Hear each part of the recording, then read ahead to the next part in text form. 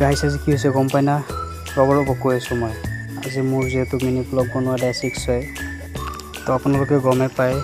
আজিকালি বহুত গৰম দি আছে গৰমৰ কাৰণে বাহিৰত ক'তো ওলাব পৰা নাই আৰু ৰ'দৰ যি ব্ৰাইটনেছ সেই ব্ৰাইটনেছৰ কাৰণে মুখত ব্লেক টেনিং বহুত হৈ গৈছে তো সেইবুলি মুখত অলপ হালধি আৰু বেচন লগালোঁ তো মুখটো অকণ শ্বাইনিং মাৰিছে আৰু মুখখন ধোৱাৰ পিছত অকণ শুই আলোঁ ভাত চাত খাই শুলোঁ খোৱাৰ লগে লগে কল এটা আহিছে ৰাঙাপাৰা যাব লাগে আমি 11খন গাড়ী লৈ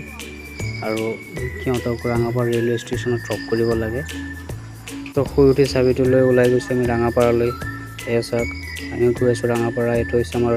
নিউ মিছামাৰী অল্ড মিছামাৰী গাভৰু ব্ৰিজৰ যোনটো